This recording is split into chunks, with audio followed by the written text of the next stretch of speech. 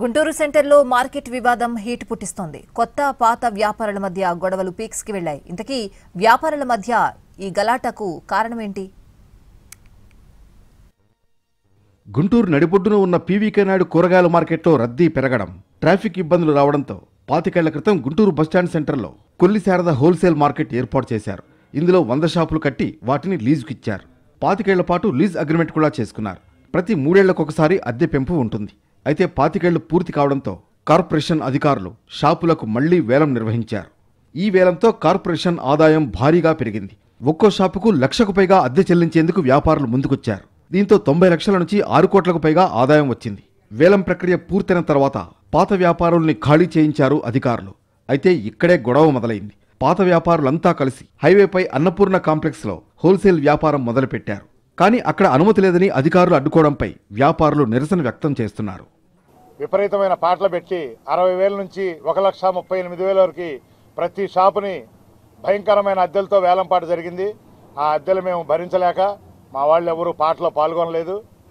కాబట్టి మాకు ఆ మార్కెట్ సరిపోవడం లేదు అని మేము బయటకు వచ్చేసి అన్నపూర్ణ కమర్షియల్ కాంప్లెక్స్ హైవేలో అన్ని వసతులతో కూడుకున్నటువంటి ఈ భవనాన్ని మేము సెలెక్ట్ చేసుకొని ఆ కమిటీ వాళ్ళతో మాట్లాడుకొని తీసుకున్నాము.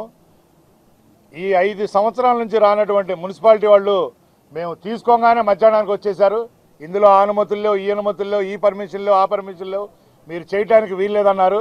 లోపలికి రానియకుండా మమ్మల్ని మొత్తాన్ని బయట నిర్బంధించారు.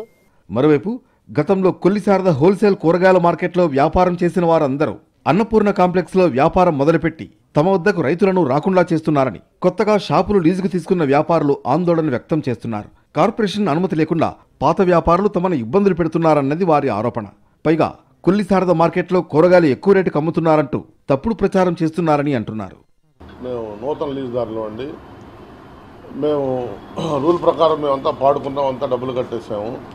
కానీ ఇక్కడ వ్యాపారం జరగకుండా వితౌట్ పర్మిషన్ లేకుండా ఇల్లీగల్గా పాత లీజుదారులు అన్నపూర్ణ కాంప్లెక్స్లో పర్మిషన్ లేకుండా వ్యాపారం చేస్తా మా దగ్గర రైతులను రానియకుండా ఇబ్బందులు పెడతా ఉన్నారు.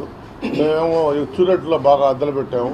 ఇక్కడ వ్యాపారం ఎవరో రైతులను రానియకుండా వాళ్ళు తప్పు మాటలు చెప్పి అక్కడే వ్యాపారం చేస్తూ ఉన్నారు. మొత్తానికి కూరగాయల హోల్సేల్ మార్కెట్ కొత్త పాత వ్యాపారుల వివాదం కోర్టు వరకు వెళ్ళింది. అయితే 2 వర్గాల వ్యాపారులు తాము వ్యాపారాలు చేసుకునేలా చేస్తున్న ప్రయత్నాలు ఎలాంటి మలుపులు తిరుగుతాయో చూడాలి.